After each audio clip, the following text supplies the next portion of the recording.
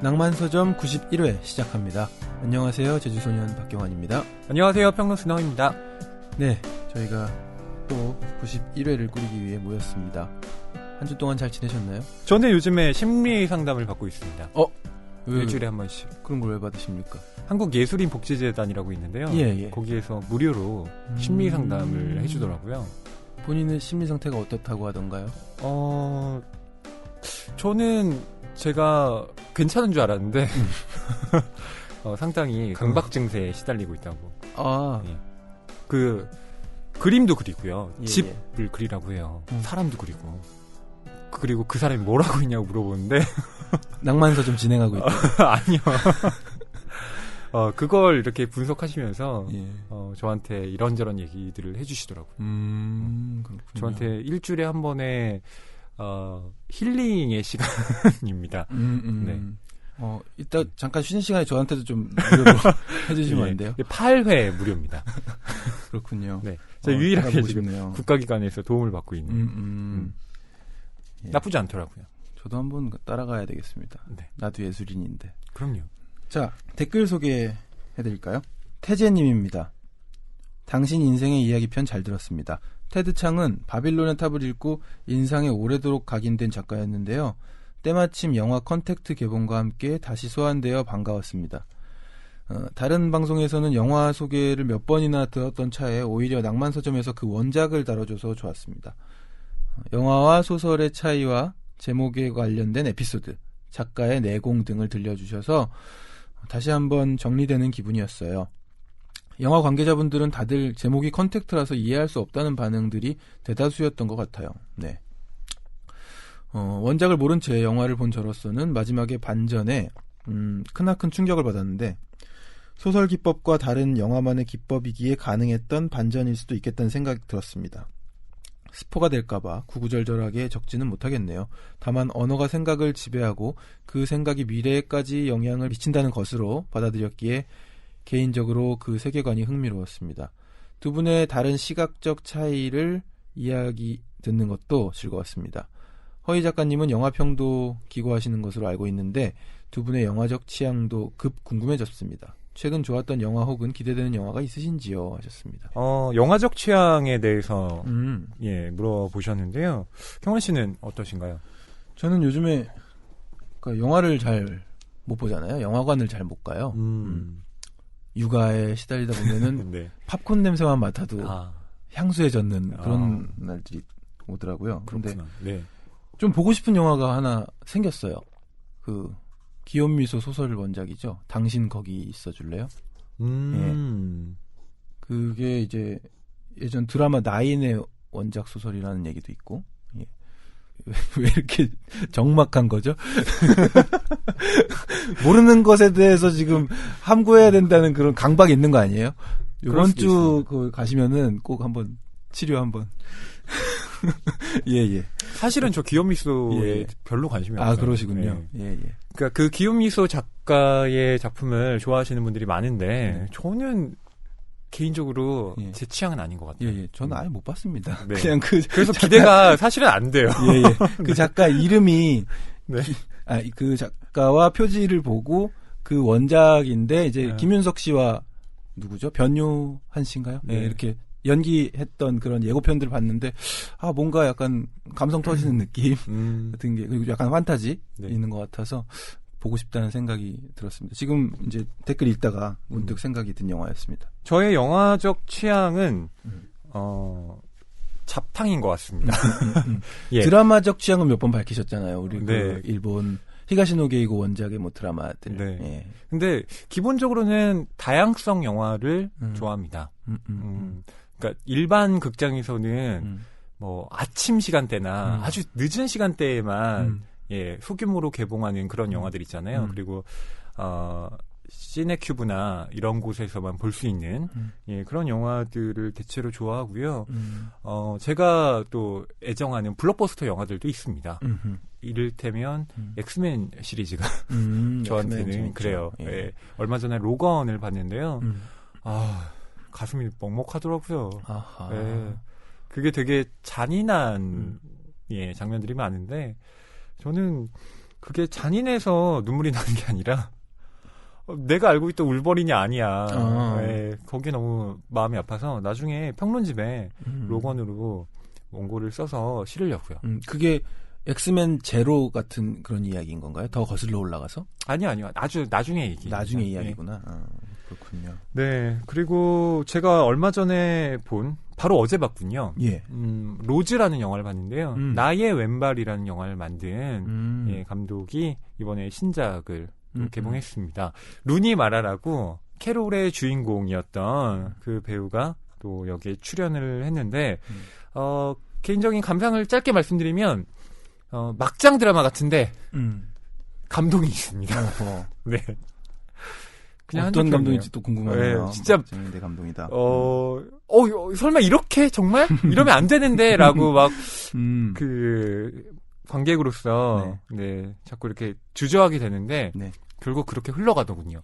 예. 하지만 감동은 또 있습니다. 그렇군요. 예. 제가 또 원작 소설이 있어서 그걸 저희가 한번 다뤄보자고 또 카톡방에 공지도 했잖아요. 아하, 그게 그거예요? 네, 그게 로즈입니다. 예, 관심이 갑니다. 태재님이 이렇게 영화 얘기를 던져주셔서 저희가 또 한참 얘기를 했네요. 네. 오늘도 봄날님도 남겨주셨습니다. 네, 듣고서 후기를 바로 남겨야지 하다가 다음 회를 듣게 됐는데요. 호수를 듣는데 두근두근하며 무서웠다고 하셨어요. 경환님의 이 연기에 대한 예, 칭찬을 많이 해주셨는데요. 그 린다린님도 그렇고요. 윤갱씨님도 그렇고 이 경환 씨의 메소드급 연기에 대한 칭찬이 또 자자합니다. 그래요? 제 연기에 대해서 칭찬해 주신 분들이 네, 그 낮은 저음의 그 목소리가 이 소설이 너무 실감나게 들렸다고. 이거 그거잖아요. 하셨어요. 허희 씨가 방송할 때 한번 읽고 네. 저는 아닌 것 같아요. 그래서 제가 저보고 읽으라 그랬던 네. 그 구절이잖아요. 맞습니다. 이야. 네, 다시 돌렸잖아요. 제가 읽길 잘했네요. 그럼요. 그러니까 제가 읽었더니 피디님도 이상한데? 너무 경쾌한데? 이렇게 하셔가지고 저와 경환 씨가 역할을 급바꿨죠. 예. 네네. 근데 경환 씨 진짜 연기를 잘 하시는 것 같아요. 아니에요. 시작하기도 전에 이렇게 했다가 오늘 또 뭐 연기 나오면 큰일 납니다. 네. 더 매진하겠습니다. 네. 린다린다리님의 댓글도 읽어드릴게요. 짧은 여행을 다녀온 후에 그동안 밀린 에피소드 다운받고 책상에 앉아서 낭만 서점 들으며 커피 한 잔이 일상적인 루틴이 되어버렸네요. 밀린 에피소드들 야금야금 듣다 최근 업데이트까지 왔네요. 이러려면 시간이 꽤 걸리실 텐데. 와우. 호수를 읽어주시는 경아님의 나지막한 목소리로 들으니 몰입감이 엄청나네요. 머리가 쭈뼛쭈뼛거리는 느낌 무서워서 새벽에 듣다가 멈춤. 날 밝은 아침에 이어들었어요. 하셨습니다. 예. 이거 보세요. 경환 씨의 목소리가 새벽에 들으면 무서운 게 있다니까. 좀 무섭게 됐구나. 근데 내용도 스산했죠. 예.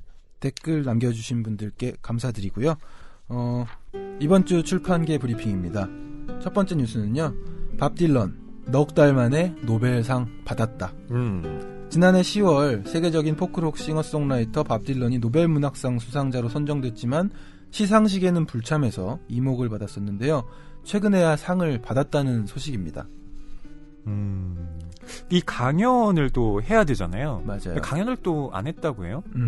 노벨 문학상 증서와 메달과 상금을 받았는데 이제 무려 넉 달 만에 이제 받은 거거든요. 네. 근데 상금을 받은 노벨상 수상자는 의무적으로 강연을 해야 되는데 아직 하지 않았다고 하고 네. 밥 딜런은 추후에 강연을 녹음 테이프 형태로 제공하겠다는 의사를 밝혔다고 합니다. 예. 근데 6월 10일까지 강연 영상을 제공하지 않으면 상금을 반환해야 한다고 해요. 두 번째 뉴스입니다. 공지영 상처받고 약한 것들에 대한 연민 담화. 공지영 작가가 13년 만에 단편 소설집을 냈습니다. 공지영 작가는 지난 3일 서울 중구 출판 기념 기자 간담회에서 장편에 담아내지 못했던 편린들, 장편으로 꾸미기엔 적합하지 않았던 아이디어를 이 책에 담았다라고 말했습니다. 네. 표제작인 할머니는 죽지 않는다는요. 2001년에 문학사상에 발표됐던 작품인데 이 작품을 비롯해서 또 여러 가지 단편들이 실려 있습니다. 저희도 이 작품 관심 있게 지켜보고 있는데요. 네. 다룰지도 모르겠어요. 그렇습니다. 네. 홍주영 작가님을 기회가 된다면 또 모시고 싶기도 하네요. 네. 세 번째 뉴스입니다. 두근두근 소개팅처럼 모른 채 만나는 책 한 권. 마음산책, 북스피어, 은행나무, 새 출판사가 제목과 저자를 가린 채 책을 판매하는 이벤트를 실시한다고 밝혔습니다.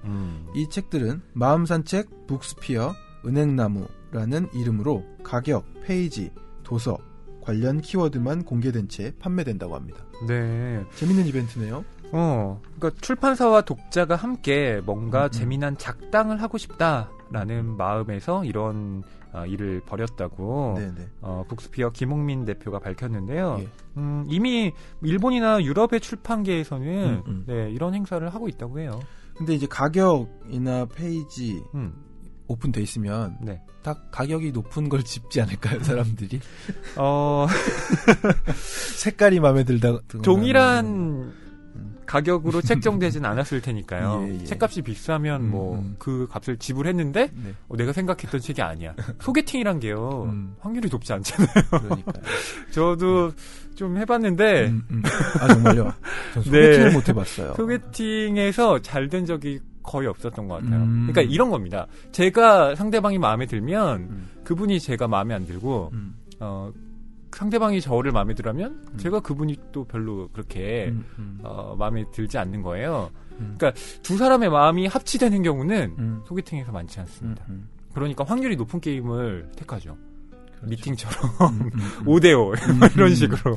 예. 네, 그럼 적어도 5명의 확률 그러니까요. 이렇게 확률을 높여가는 방식으로 하는 건데요. 새 출판사가 함께하니까 확률은 좀 높아질 수 있겠네요. 그렇죠. 네, 한 출판사가 아니니까. 갑자기 개인적인 경험을 공개해서 부끄럽네. 네. 이번 주 출판계 브리핑이었습니다.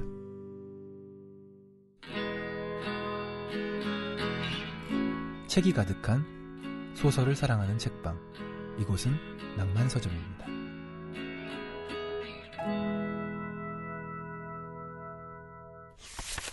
네, 낭만서점 91회에서 다룰 책은요. 안토니오 스카르메타 작가의 네루다의 우편 배달부입니다. 네. 그러니까 지난주에 이 책이 선정될 때까지만 해도 네루다 책을 다루는 거. 네루다가 소설도 썼구나. 아, 경환 씨 그렇게 생각하셨나요? 네, 그렇게 생각했어요. 오. 근데 이제 아니더군요. 예, 몰랐습니다. 자세한 내용을. 유명한 책인데. 되게 유명한 책이죠. 오해하고 있었네요. 네. 그래도 뭐 저처럼 생각하시는 분들도 간혹 계셨을 수 있어서. 네. 예. 이 책이 한국에는 2004년에 1판 1쇄가 나왔는데 2016년 12월 기준으로 39세가 팔렸어요. 그렇군요. 네. 많은 사랑을 받고 있다는 뜻이죠. 예. 안토니오 스카르메타가 작가고요. 네. 그 안에도 또 등장하는 실존 인물 작가 네루다. 시인이죠. 예. 네. 그리고 그에게 우편물을 전달해주는 우편 배달부의 이야기이기도 합니다. 주인공 마리오, 네. 시골 청년. 이 작품을 저희가 선택한 이유가요. 바로 일 포스티노, 이 네루다의 우편 배달부를 원작으로 한 영화가 무려 21년 만에 한국에서 재개봉을 했기 때문입니다. 예. 네. 2017년 3월 재개봉으로 되어 있네요. 네, 아직 극장에서 하고 있더라고요. 그렇군요. 가서 보고 싶습니다. 이 영화가 1994년에 마이클 레드포드 감독이 만들었는데요. 한국에서는 1996년에 극장에서 개봉을 했습니다. 네. 저도 극장에서는 영화를 못 봤고요. 그냥 다른 DVD로 봤는데 정말 이 영화가 다시 개봉한다니까 가슴이 두근두근 하더라고요. 네. 많은 분들이 굉장히 제 아는 분 중에서도 가장 감명 깊게 본 영화에 꼽는 분 계셨고요. 네.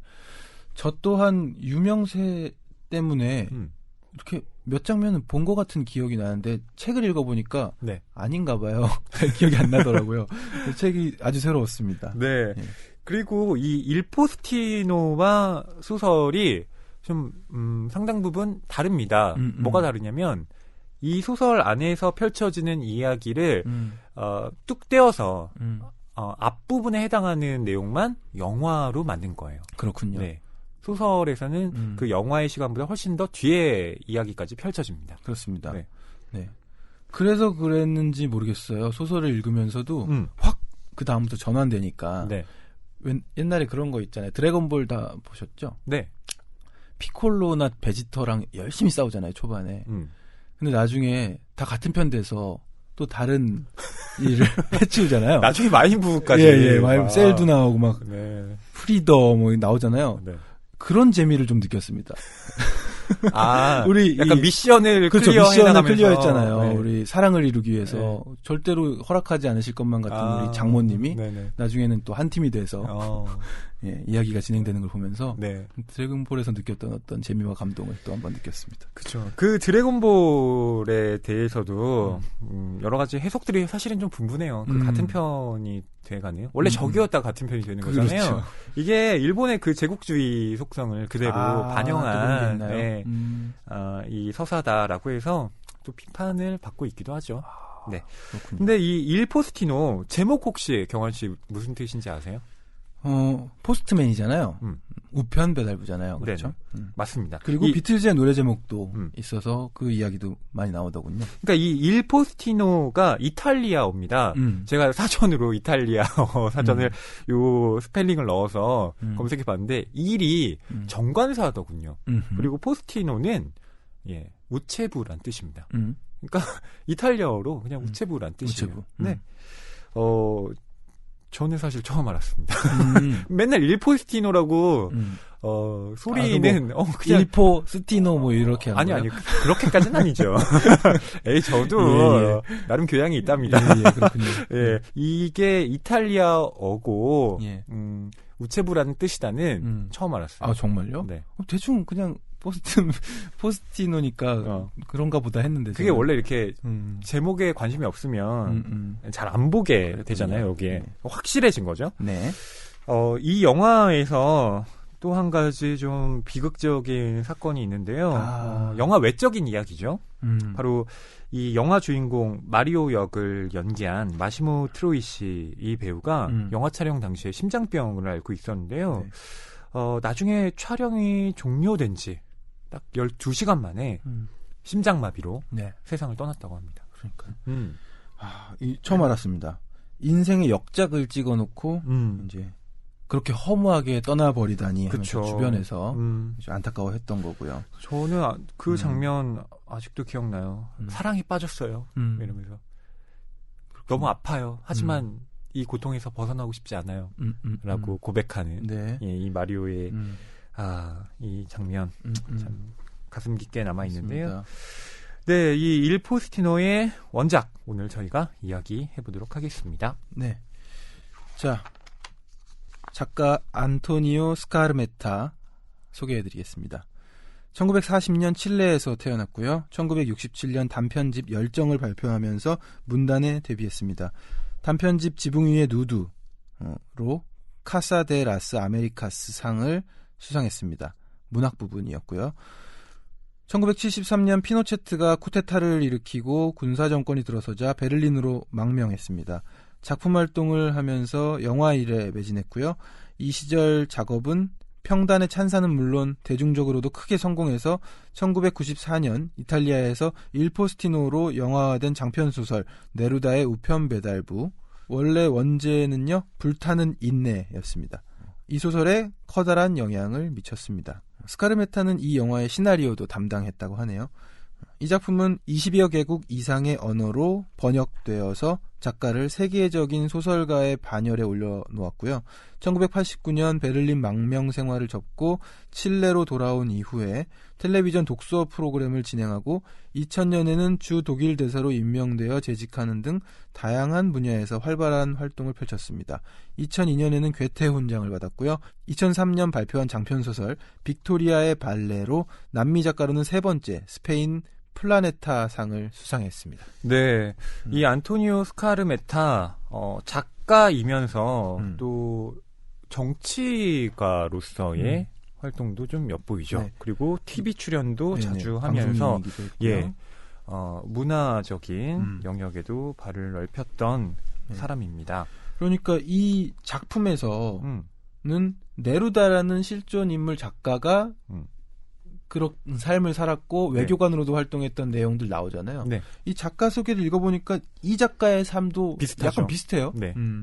이 안토니오 스카르메타 작가의 삶에 대해서 이야기를 할 때요. 저희가 칠레의 역사, 특히 이 아옌데와 이 피노체트라는 현대사의 두 문제적 인물에 대해서 예. 거론을 안 할 수가 없죠. 그렇습니다. 네.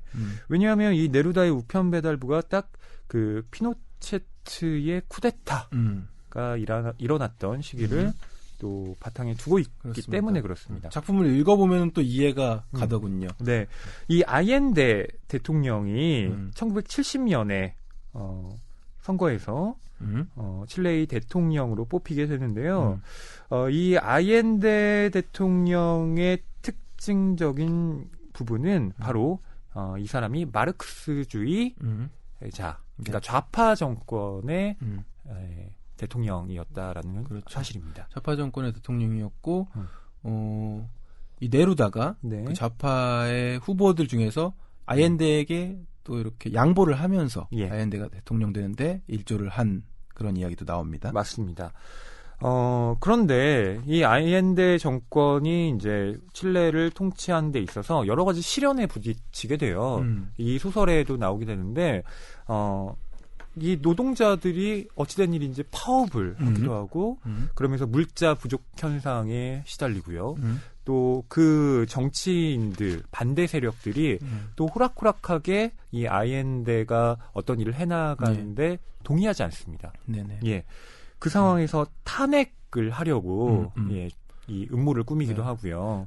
국내에서 몇 년 전에 일어났던 일들도 막 겹쳐 지나가는 것 같습니다. 예. 예. 그러다가 결국엔 예, 이 피노체트 장군이 주도를 해서 이 아옌데 대통령을 축출하게 되죠. 근데 이때의 축출이라는 이야기는 이 아옌데 대통령이 끝까지 대통령궁에서 떠나지 않습니다. 그래서 아옌데 대통령은 총을 들고 직접 싸워요. 네. 근데 결국엔 진압을 당하고 예, 그렇죠. 사망을 하게 되죠. 네. 네. 참 칠레 역사가 정말 대단한 것 같습니다. 그런 대통령도 있었고 그런 쿠데타의 현장들이 있었다는 게 그렇죠. 이 피노체트의 쿠데타가 1973년에 일어났는데요. 네. 그 쿠데타가 일어난 지 얼마 안 돼서 또 네루다는 세상을 떠나게 되죠. 네. 스포일러가 될 수 있겠으나 소설의 마지막 장면 쪽이기도 하죠. 네, 예, 맞습니다. 그리고 한 가지 말씀드릴 게 이 칠레의 쿠데타는 나중에 이 미국의 비밀 정보 문서가 이제 시간이 지나면 왜 공개가 되잖아요. 네. 거기에서 밝혀진 사실인데 이 아옌데 정부가 결국 이렇게 쿠데타에 의해서 전복당했던 배후에는 미국 CIA가 있었다. 네. 네, 이게 이렇게 표현하더군요. 네, 있습니다. 네. 미국의 썩은 사과 골라내기 정책이었다. 네. 남부 아메리카 대륙 중에서 칠레라는 나라가 이렇게 정당하게 좌파 정권이 집권을 하게 되면은 그게 70년대잖아요. 지금. 네네. 그러니까 다른 국가들로 어떻게 번져나갈지 모르고 냉전시기였잖아요. 약간 냉전시기였으니까 미국이 뒷일은 알아서 지원을 할 테니 어떻게든 집권을 막고 쿠데타를 일으켜라. 이렇게 공작을 했다는 내용인 네. 거죠. 예. 그렇죠. 예. 이 점도 참 미국에 대한 생각을 또 우리가 새롭게 하게 되는데요. 네. 제가 요즘에 그 CIA와 지식인들 문화적 냉전이라는 책을 읽고 있는데 거기에 보면 우리가 순수하게 알고 있었던 문화 기관들 있잖아요. 그것이 냉전의 산물이었음을 굉장히 적나라하게 폭로하고 있습니다. 예를 들면 어떤 거죠? 뭐 팬클럽을 비롯해서 국제 팬클럽이라고 있거든요. 한국에도 있고 했는데 그런 여러 가지 문화적 기구들, 유럽에도 있었던 미국의 지원을 받았던 문화 단체들이 실상은 미국 CIA의 어떤 공작의 그렇군요. 일환이었다. 왜냐하면 소련과 대치를 해야 됐었기 때문에 그러한 문화적인 공격이었다. 예. 뭐 이런 것들을 밝히고 있는 책입니다. 네네. 이런 공작 속에서도 아까도 말씀드렸다시피 계속 끝까지 싸웠던 아옌데 대통령이 라디오 방송을 통해서 했던 대국민 담화를 잠깐 말씀드리면 좋을 것 같은데요. 네. 이제 칠레 노동자들이 사임을 요구하기 전에는 절대 물러나지 않겠다고 밝히면서 비바 칠레, 칠레 만세, 민중 만세, 노동자 만세 이렇게 외쳤고요. 또 이런 이야기도 했습니다. 지금 이 순간 폭격기가 머리 위를 날고 있습니다. 나는 조국을 위해 생명을 바칠 것입니다. 칠레 민중이 보여준 충성심에 죽음으로 보답하겠습니다. 나는 칠레 대통령으로서 명예로운 책임과 의무를 다할 것입니다. 나는 항상 여러분과 함께 할 것입니다. 예. 군부 쿠데타에 의해 사망하기 직전에 아옌데 대통령의 마지막 연설 중에서 한 문장이었습니다. 예, 저희가 이렇게 칠레의 현대사를 말씀드린 이유는 네루다의 우편 배달부 뒷부분이 바로 지금 이 내용과 밀접한 관련을 맺고 있기 때문에 그렇습니다. 네. 하지만 또 아까도 말씀드렸다시피 앞부분은 훨씬 더 해맑게 읽을 수 있는 그런 내용들이기도 합니다. 네, 저희는 주로 앞부분에 집중을 해서 오늘 이야기를 나누려고 하고요. 그럼 지금부터 제가 줄거리를 좀 말씀드릴게요. 네루다의 우편 배달부는 이 소설이 어떤 저널리스트가 시인 파블로 네루다에 대해 쓰려고 한 취재물임을 밝히는 것으로 시작을 하는데요. 그러고 나서 바로 다음 장부터 1970년대 초 칠레의 어촌마을 이슬라 네그라에 대한 이야기가 펼쳐집니다. 그곳에는 시인 파블로 네루다가 살고 있는데요. 이 네루다에게 우편물을 전하는 젊은 우체부 마리오 히메네스도 살고 있습니다. 베아트리스라는 이름의 이성을 만나 사랑에 빠진 마리오는 네루다에게 어떻게 하면 좋을지 상의를 하게 되는데요. 네루다는 마리오에게 시를 쓸 때 사용하는 은유, 즉 메타포에 대해 알려줍니다. 메타포에 심취한 마리오는 시적 언어를 총동원해서 베아트리스에게 사랑을 고백하게 되는데요. 베아트리스는 마리오의 고백에 가슴 떨려하지만 베아트리스의 어머니는 마리오가 딸과 만나는 것을 반대합니다. 과연 마리오는 베아트리스와의 사랑을 이룰 수 있을까요? 그렇습니다. 벌써 이제 앞부분은 말씀드렸다시피 사랑을 이룰 수 있을까요? 네, 집중하여. 네. 네. 정말 이 마리오의 순애보 응원해주고 싶은 마음도 생기고 네.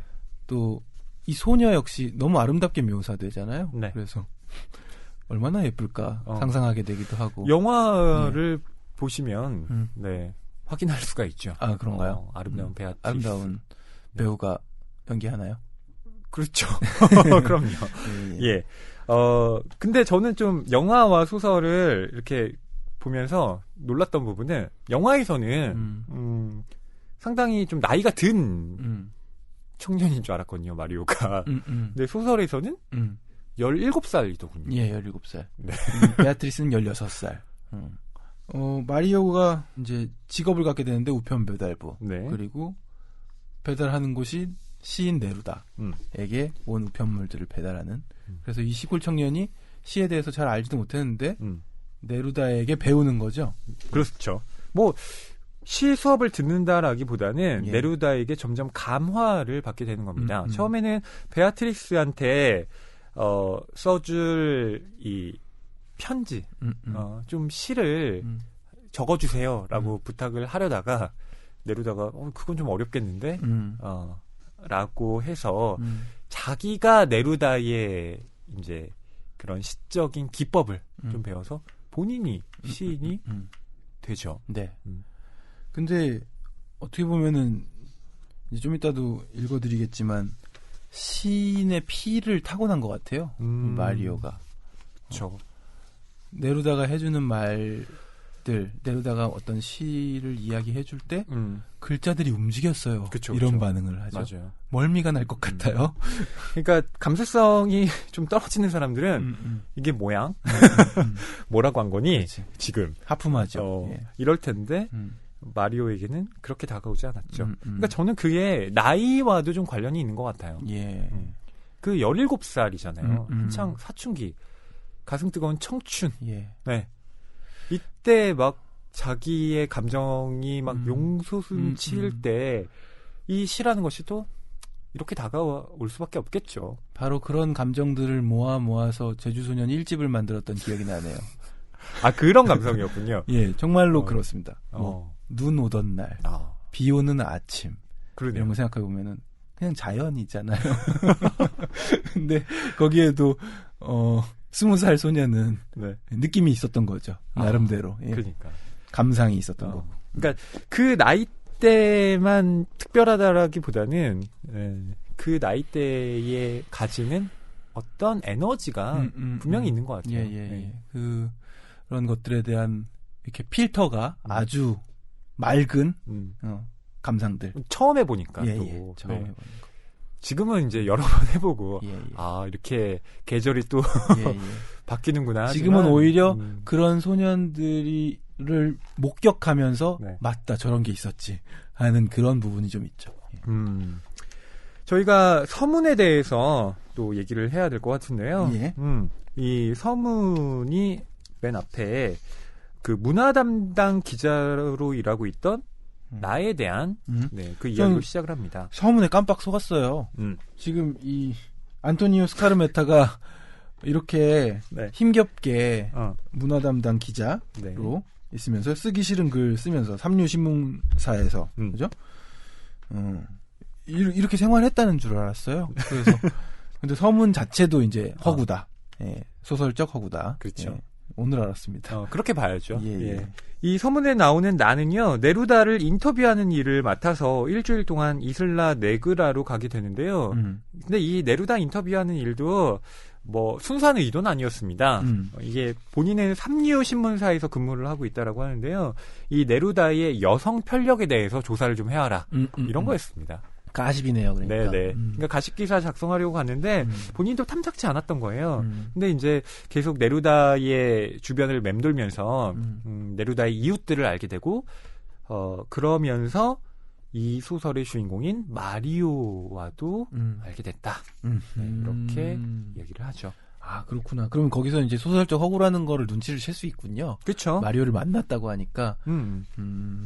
저는 그냥 폭 빠져가지고 그런가 보다 하고 읽었네요. 그렇죠. 그리고 나중에 이 마리오에 대한 이야기를 써달라는 부탁을 또 받잖아요. 그러면서 이 소설을 구상하게 된 거죠. 그렇군요. 네네. 예. 그리고 이 나에 따르면 이 이야기는 열광적으로 시작해서 침울한 나락으로 떨어지며 끝을 맺는다 라고 쓰고 있는데 정말 그렇긴 합니다. 맞아요. 예. 그리고 이 책의 서문과 뒤에 에필로그까지 다 읽어보신 분들은 이 소설이 지금 서문과 에필로그가 이렇게 선으로 연결되어 있구나. 다시 되돌아오는 구조로 되어 있구나. 라는 걸 또 짐작하실 수 있을 겁니다. 네. 계속 얘기했듯이 초반부에는 이제 어떤 소년의 순애보, 시에 대해서 알아가는 과정, 그리고 아름다운 이슬라 네그라의 풍경들 뭐 이런 것들이 좀 많이 나오는 것 같고 후반부에는 격동하는 칠레의 어떤 정치 문제들, 사회 문제들 이런 부분들도 좀 나오니까요. 예, 그렇습니다. 그런 표현을 쓴 것 같습니다. 마리오와 네루다의 만남은 그 서문 이후에 이제 다음 장에서 나오게 되는데요. 자, 이 마리오라는 청년, 뭐 17살이니까 소년이라고 할 수가 있겠네요. 아직. 아버지는 어부입니다. 근데 이 아버지가 이 아들에게 너 좀 일해야 되는 거 아니냐? 라고. 네 나이가 지금 17살인데 일을 좀 시작하는 게 좋지 않겠니? 그렇죠. 좋습니다. 근데 이 마리오는요. 고기잡이 하는 걸 또 좋아하지 않아요. 그래서 나는 그냥 뭘 하지? 라고 고민을 하고 있던 찰나에 자전거를 얻게 됩니다. 그래서 자전거를 가지고 여기저기 왔다 갔다 하는데요. 그러다가 우연히 우체국에서 우체부를 뽑는다 라는 사실을 알게 되죠. 네. 그러고 나서 우체국 안으로 들어가 면접을 봅니다.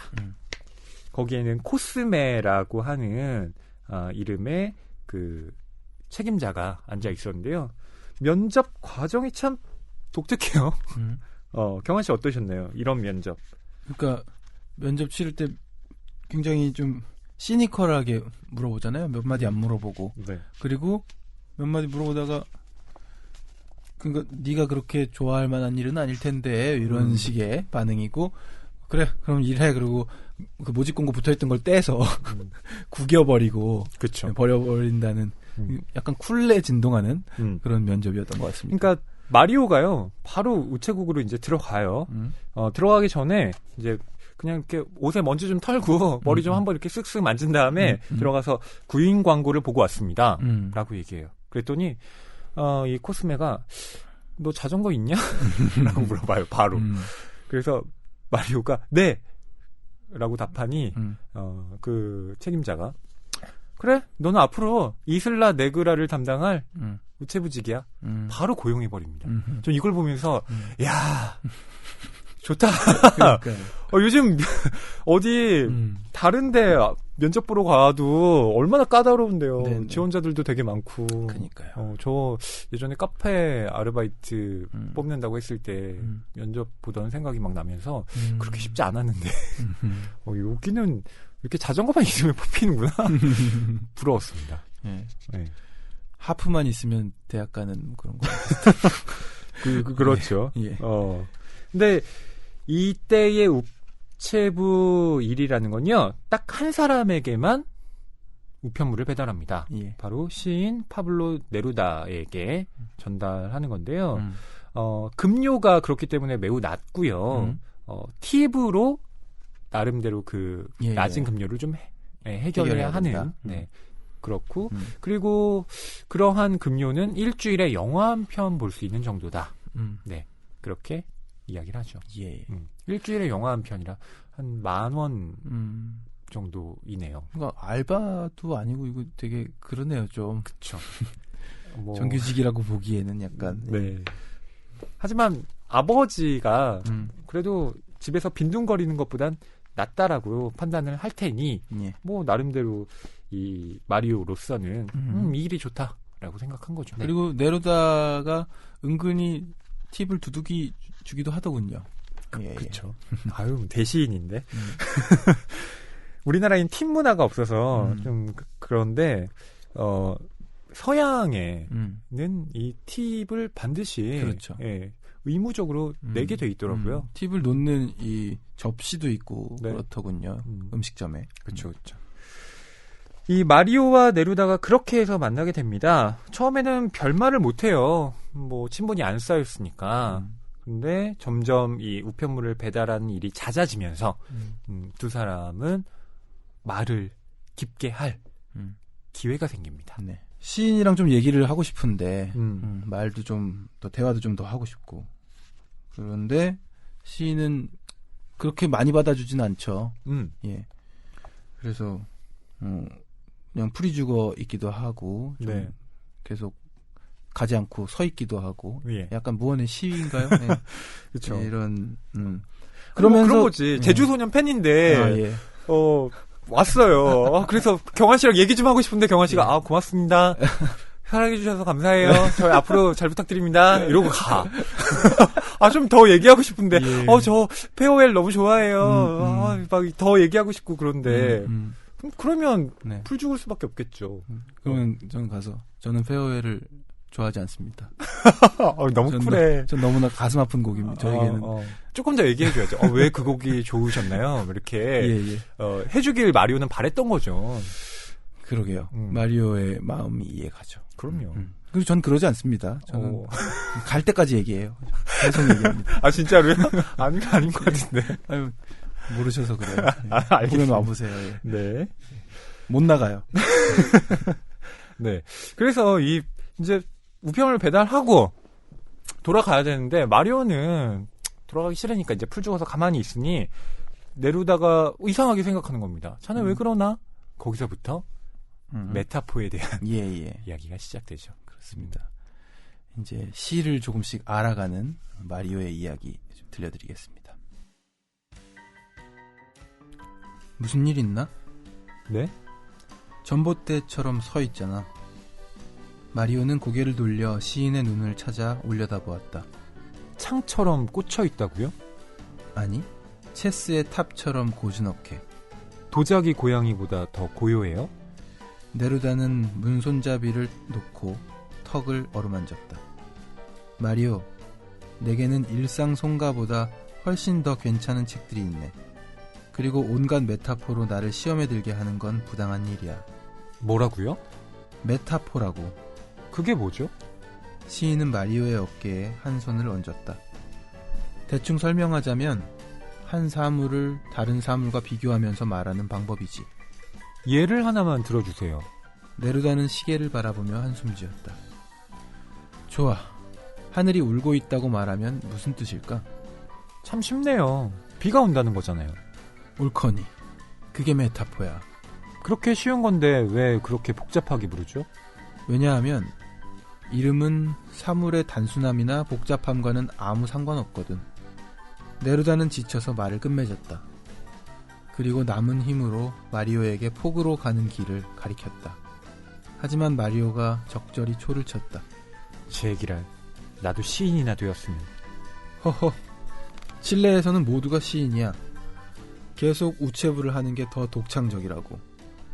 자네는 적어도 많이는 걸으니 살은 안 찌잖아. 칠레 시인들은 다 배불뚝일세. 네루다가 다시 손잡이를 잡고 들어가려 했을 때 멀리 새가 나는 걸 바라보던 마리오가 말했다. 제가 시인이면 말하고 싶은 걸 다 말할 수 있잖아요. 무슨 말이 하고 싶은데? 바로 그게 문제라니까요. 시인이 아니라서 그것조차 말할 수 없는걸요? 시인은 미간을 찌푸렸다. 마리오. 네? 이제 그만 헤어져야겠어. 문을 닫을게. 네. 내일 보자고. 내일 뵙죠. 네루다는 나머지 편지에 시선을 고정시켰다가 이윽고 문을 반쯤 열었다. 마리오는 팔짱을 끼고 구름을 뜯어보았다. 네루다가 곁으로 오더니 손가락으로 어깨를 쿡 찔렀다. 마리오는 그 자세 그대로 네루다를 쳐다보았다. 계속 여기에 있을 것 같아서 다시 문을 열었네. 생각에 잠겨 있었어요. 네루다는 마리오의 팔꿈치를 움켜쥐고 자전거를 대놓은 외등 쪽으로 단호하게 끌고 갔다. 생각을 하려고 제자리에 가만히 있다는 말인가? 시인이 되고 싶으면 걸으면서 생각하는 것부터 시작하라고. 혹시 존 웨인처럼 걷는 것과 껌 씹는 걸 동시에 못하는 거야? 당장 포구 해변으로 가라고. 바다의 움직임을 관찰하면서 메타포를 만들어낼 수 있을 테니까. 예를 하나 들어주세요. 이 시를 한번 들어보게. 여기 이슬라 네그라는 바다. 온통 바다라네. 순간순간 넘실거리며 예, 아니요, 아니요 라고 말하지. 예라고 말하며 푸르게 물거품으로 말발굽을 울리고 아니요, 아니요 라고 말하네. 잠잠히 있을 수는 없네. 나는 바다고 계속 바위섬을 두드리네. 바위섬을 설득하지 못할지라도 푸른 표범 7마리, 푸른 개 7마리, 푸른 바다 7개가 7개의 혀로 바위섬을 훑고 입 맞추고 적시고 가슴을 두드리며 바다라는 이름을 되풀이하네. 네루다는 만족하여 시를 멈췄다. 어때? 이상해요. 이상해요라니? 이런 신랄한 비평가를 보았나? 아닙니다. 시가 이상하다는 것이 아니에요. 시를 낭송하시는 동안 제가 이상해졌다는 거예요. 친애하는 마리오, 좀 더 명확히 말할 수 없나? 자네 이야기를 들으면서 아침나절을 다 보낼 수는 없으니까. 어떻게 설명해야 하죠? 시를 낭송하셨을 때 단어들이 이리저리 움직였어요. 바다처럼 말이지. 네, 그래요. 바다처럼 움직였어요. 그게 운율이란 것일세. 그리고 이상한 기분을 느꼈어요. 왜냐하면 너무 많이 움직여서 멀미가 났거든요. 멀미가 났다고? 그럼요. 제가 마치 선생님 말들 사이로 넘실거리는 배 같았어요. 시인의 눈꺼풀이 천천히 올라갔다. 내 말들 사이로 넘실거리는 배. 바로 그래요. 네가 뭘 만들었는지 아니 말이오? 뭘 만들었죠? 메타포. 하지만 소용없어요. 순전히 우연히 튀어나왔을 뿐인걸요? 우연이 아닌 이미지는 없어. 마리오는 손을 가슴에 댔다. 혀까지 차고 올라와 이빨 사이로 폭발하려는 환장할 심장박동을 조절하고 싶었던 것이다. 마리오는 걸음을 멈추고 고귀한 수신인의 코앞에 불경스러운 손가락을 바짝 들이대며 말했다. 선생님은 온 세상이 바람, 바다, 나무, 산, 불, 동물, 집, 사막, 비. 이제 그만. 기타 등등이라고 해도 되네. 기타 등등. 선생님은 온 세상이 다 무엇인가의 메타포라고 생각하시는 건가요? 네루다의 입은 턱이 빠질 듯이 떡 벌어졌다. 제 질문이 어리석었나요? 아닐세. 아니야. 너무 이상한 표정을 지으셨어요. 아니, 생각에 잠겼을 뿐이야. 네루다는 손을 휘저어 상상의 연기를 해치고 흘러내리는 바지를 축 켰다. 그러고는 집게손가락으로 청년의 가슴을 찌르면서 말했다. 이봐 마리오, 우리 협정을 맺지. 나는 지금부터 부엌에 가서 아스피린 오믈렛을 준비하겠네. 그러면서 자네 질문에 대해 머리를 싸매고 생각해봐야겠어. 내일 내 생각을 이야기해주지. 정말이세요? 그래. 내일 보세. 네루다는 집으로 돌아가서는 나무 대문에 몸을 기대고 천천히 팔짱을 꼈다. 마리오가 외쳤다. 안 들어가세요? 응. 이번에는 갈 때까지 기다릴 걸세. 우체부는 외등에서 자전거를 떼어낸 뒤 경적을 경쾌하게 울리면서 시인과 그 주위를 감쌀 만큼 환한 미소와 함께 말했다. 안녕히 계세요. 잘 가게.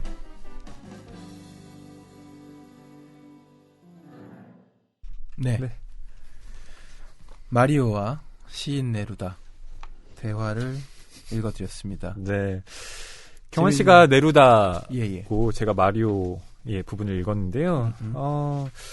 저는 네루다와 마리오 두 사람들 이렇게 귀엽죠? 예, 귀엽죠. 그리고 한 수 배우는 것 같으면서도 또 역으로 깜짝 놀랄 만한 이야기를 들어서 이 시인이 본인이 또 생각에 잠기고 한 수 배우는 시간도 있는 것 같고요. 그렇죠. 선생님은 온 세상이 다 무엇인가의 메타포라고 생각하시는 건가요? 이런 질문은 야 진짜 딱 들으면 뭐라고 답하기가 정말 어렵죠.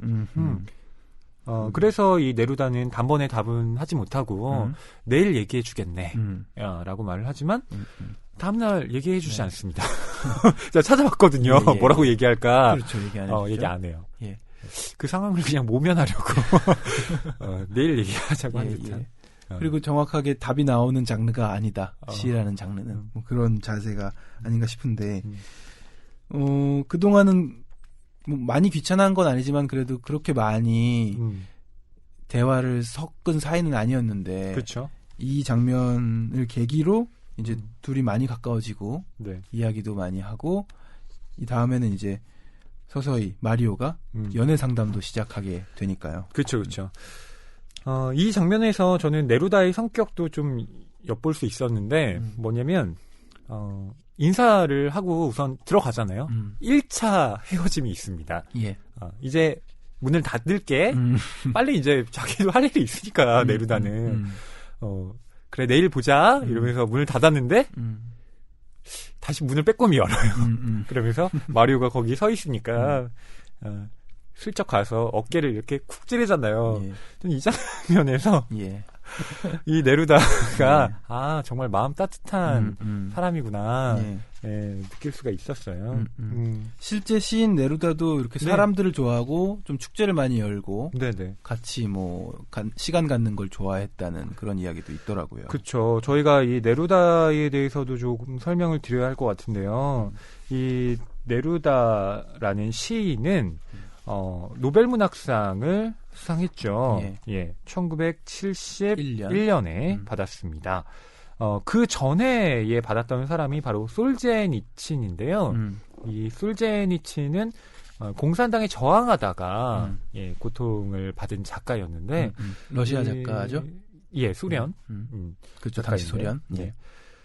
근데 이 칠레의 공산당원이었던 이 파블로 네루다가 그 다음에 또 상을 받았다는 것 자체가 또 흥미로운 그런 사건인데 그것으로 말미암아 이제 노벨 문학상은 작품성을 본다 거를 더 드러냈다는 뭐 그런 이야기 있더라고요.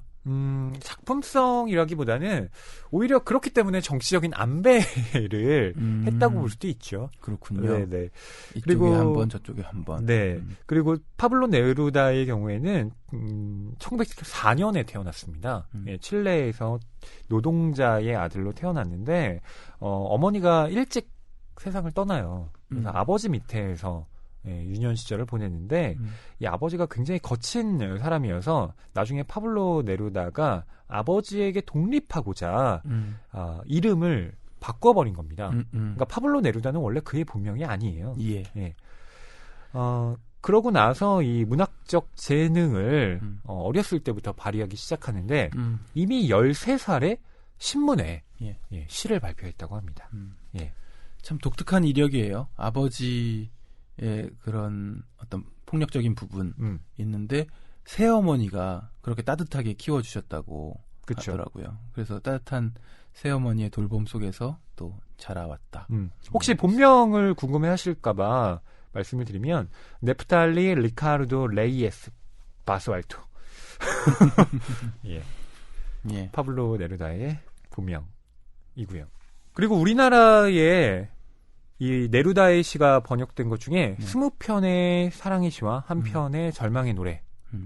한국에는 정현종 시인이 예. 번역을 했습니다. 제가 바로 그 책을 누군가에게 선물을 받아서 네루다 시를 처음 읽었던 것 같아요. 네, 이걸 1924년에 냈다고 해요. 그러니까 딱 20살에 쓴 거죠. 예, 시집이고요. 이 시집으로 네루다가 유명 시인의 반열에 오르게 됩니다.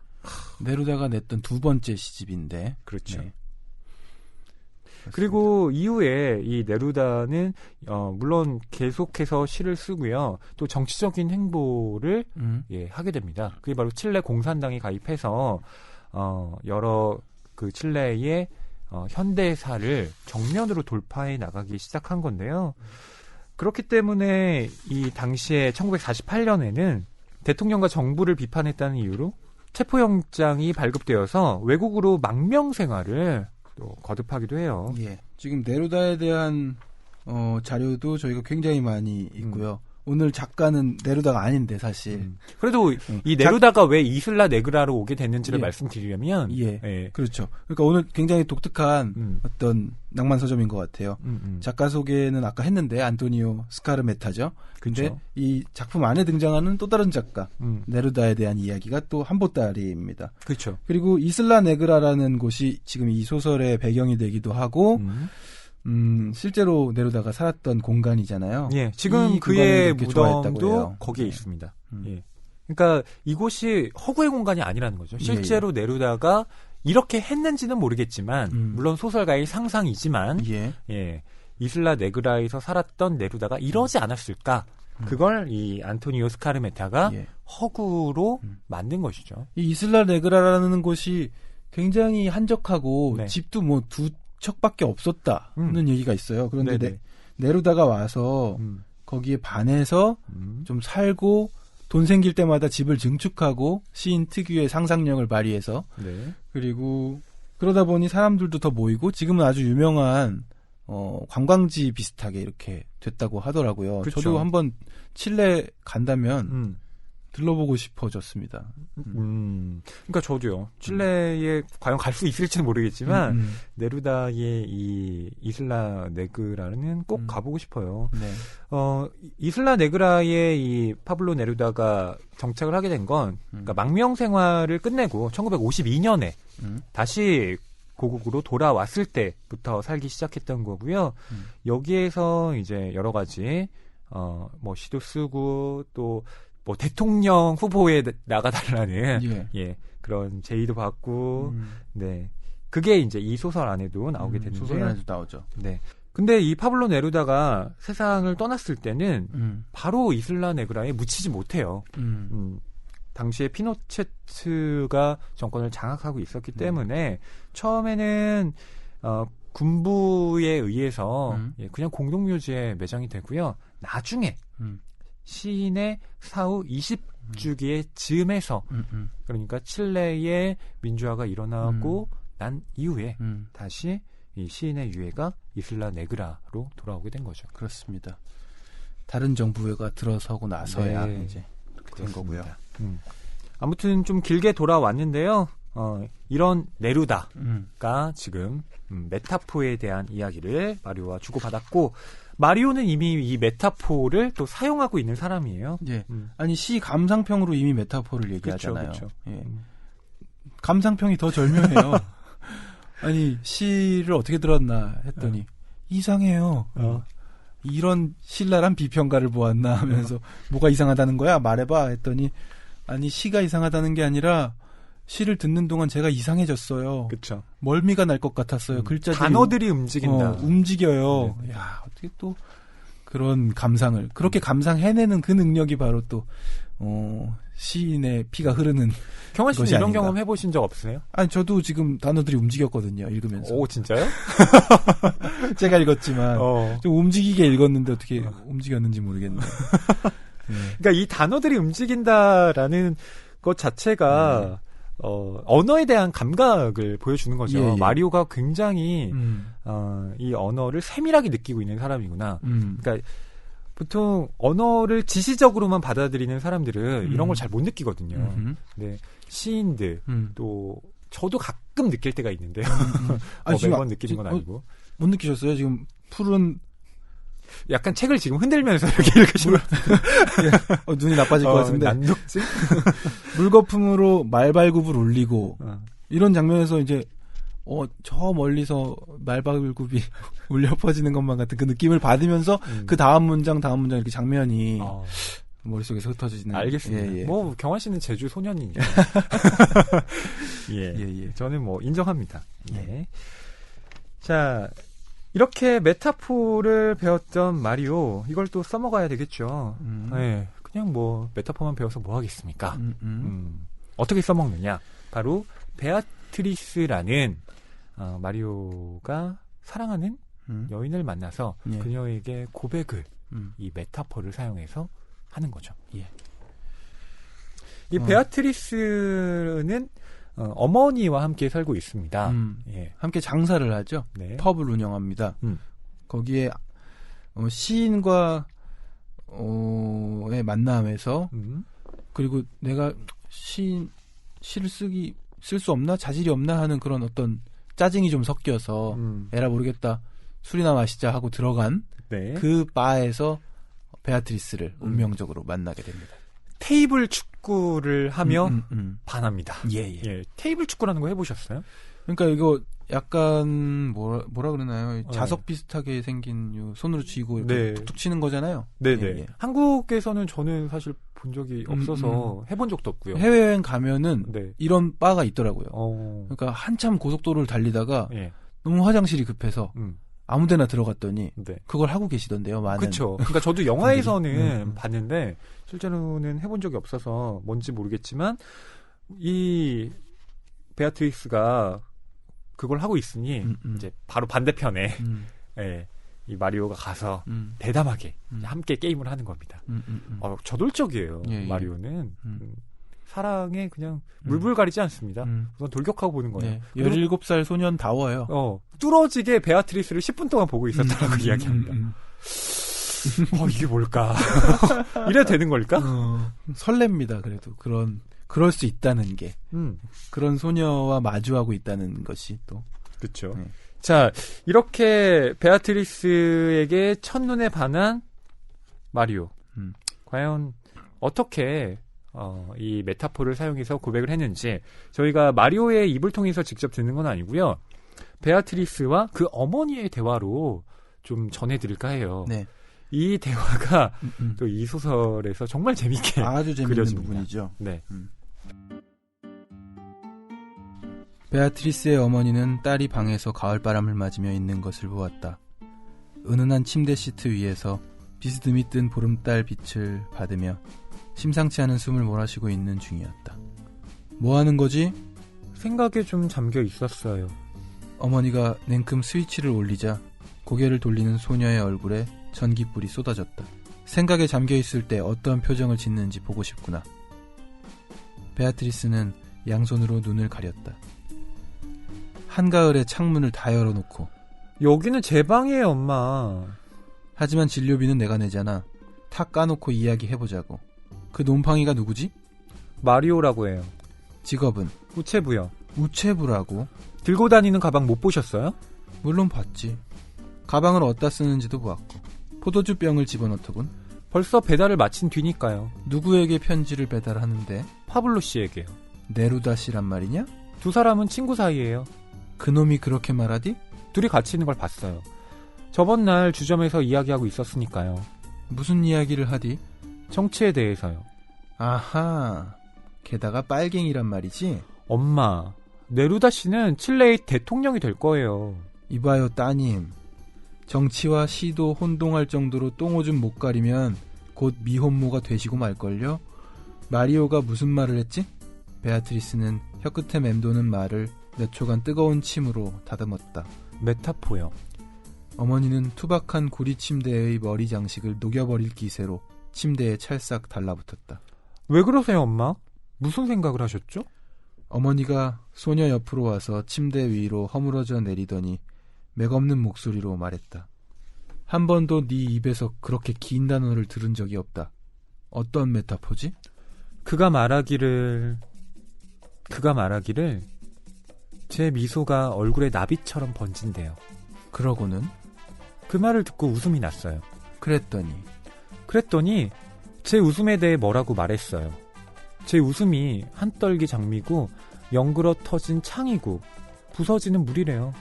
호련 일어나는 은빛 파도라고도 그랬고요. 어머니는 떨리는 혀로 입술을 적셨다. 그래서 너는 무엇을 하고 있었지? 잠자코 그냥 있었어요. 그러면 그놈은? 무슨 얘기를 더 했냐고요? 아니, 무슨 짓을 했냐고. 그 우체부란 작자 입만 살아있는 게 아니라 손도 있을 거 아니야. 결코 저를 건드리진 않았어요. 청순한 소녀 옆에 누워있는 것이 새하얀 바닷가에 있을 때처럼 행복하다고 말했을 뿐이에요. 그래서 너는? 잠자코 생각에 잠겼죠. 그러면 그 녀석은? 있는 듯 없는 듯 침묵을 지키는 게 좋대요. 그래서 너는? 그를 쳐다보았죠. 그리고 그 녀석은? 그도 저를 쳐다보았어요. 그러고는 제 눈을 응시하다 말고 마치 생각에 잠긴 듯 말없이 제 머릿결을 한참 쳐다보는 거예요. 그러고는 그대의 머리카락을 낱낱이 세어 하나하나 예찬하자면 시간이 모자라겠구려. 그러더라고요. 어머니는 일어나서 가슴에 손을 가지런히 모아 단두대 칼날 모양을 만들었다. 더 이상 말할 것도 없어. 우리는 아주 위험한 상황과 맞닥뜨렸어. 처음에 말로 찝적대는 남자들은 다들 나중에 손으로 한술 더 뜨는 법이야. 몇 마디 말이 해로울 게 뭐예요? 베아트리스가 베개를 얼싸 안으며 말했다. 번드르르한 말처럼 사악한 마약은 없어. 촌구석 술집년을 베네치아 공주처럼 느끼게 만들지. 그리고 나중에 진실의 순간이 오면, 즉 현실로 되돌아오면 말이란 부도수표일 뿐이라는 걸 깨닫게 되지. 네 미소가 나비보다 더 높이 난다는 말보다 술주정꾼이 주점에서 네 엉덩짝을 치근덕거리는 게 1000만 번 낫지. 베아트리스가 펄쩍 뛰었다. 나비처럼 번진다고 했어요. 난다고 하든 번진다고 하든 그게 그거야. 왠지 알아? 말 뒤에는 아무것도 남지 않기 때문이야. 허공에서 사라지는 불꽃놀이일 뿐이라고. 마리오가 해준 말은 허공에서 사라지지 않았어요. 저는 외우고 있을 뿐만 아니라 일할 때도 그 생각을 할 거예요. 이제 확실하군. 너 내일 당장 가방 싸서 산티아고 숙모집에 며칠 가 있어. 싫어요. 네 의사는 상관없어. 이건 심각한 일이야. 남자애 하나가 말 좀 붙였다고 뭐가 심각해요. 여자애들이라면 다 겪는 일인데. 어머니는 숄에 매듭을 지었다. 첫째, 얼핏 봐도 그놈이 너한테 하는 말은 네루다씨 시를 베낀 티가 나. 베아트리스는 고개를 돌려 수평선을 바라보듯 벽을 쳐다보았다. 아니요. 저를 계속 쳐다보고 있었고 새들이 지저귀듯 말이 흘러나왔어요. 새들이 지저귀듯. 너 오늘 밤 당장 가방 싸서 산티아고로 떠나. 다른 사람 말을 몰래 베끼는 걸 뭐라고 부르는지 아니? 바로 표절이야. 너의 마리오는 너한테 갖가지 메타포를 나불거리고 다니다 감옥에 갈 수도 있어. 내 직접 시인에게 전화해서 우체부가 시를 훔치고 다닌다고 말해주지. 엄마, 파블로 씨가 그따위 일에 신경 쓸 거라고 생각하시다니요? 대통령 후보고 노벨상을 받을지도 모르는 분인데 메타포 두어 개 때문에 귀찮게 하다뇨. 어머니는 프로 권투 선수처럼 엄지손가락으로 코를 휙 훔쳤다. 메타포 두어 개라고? 네가 지금 어떤 상태인 줄 알기나 해? 어머니는 딸의 귀를 낚아채 서로 코가 맞닿을 만큼 위로 잡아당겼다. 엄마! 넌 지금 풀잎처럼 촉촉해. 후끈 달아올랐을 때는 약이 딱 2가지밖에 없지. 교미나 여행. 그대의 우체부는 내가 아가씨 나이 때 앨범에 썼던 네루다 씨의 불후의 시를 속삭일걸요? 사랑하는 이여, 나는 그것을 원치 않아요. 아무것도 우리를 얽매지 않고 아무것도 우리를 붙잡아 매지 않도록 말이에요. 라고. 그것이라니요? 어머니는 두 손으로 조그만 가상의 원을 만들어 나갔다. 배꼽을 중심으로 위와 아래로 원이 커지기 시작했다. 이 유려한 움직임과 함께 시를 한자 한자 낭송했다. 사랑하는 이여, 나는 그것을 원치 않아요. 아무것도 우리를 얽매지 않고 아무것도 우리를 붙잡아 매지 않도록 말이에요. 딸이 어리둥절하여 손가락에 현란한 움직임을 쫓다가 약지에 낀 과부의 징표에 암시를 얻어 참새 같은 목소리로 물었다. 반지 말이에요?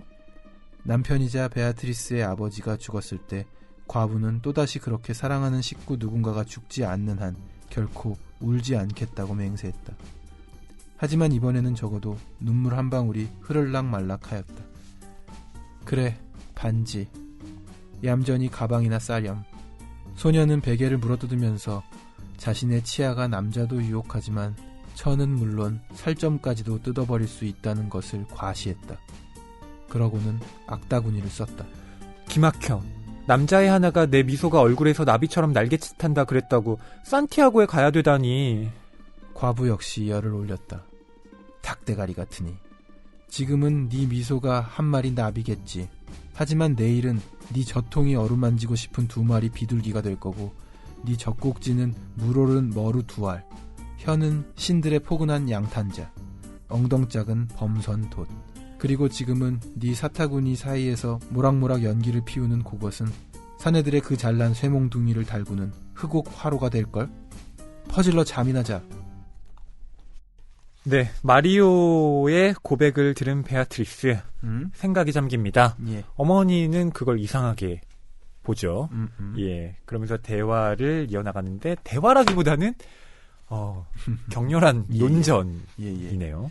그러니까 저희가 읽은 부분 바로 앞장에 보면 마리오가 이 베아트리스에게 사랑을 고백하는데 예. 이 시간이 짧지가 않아요. 나 너 좋아해. 이게 아닙니다.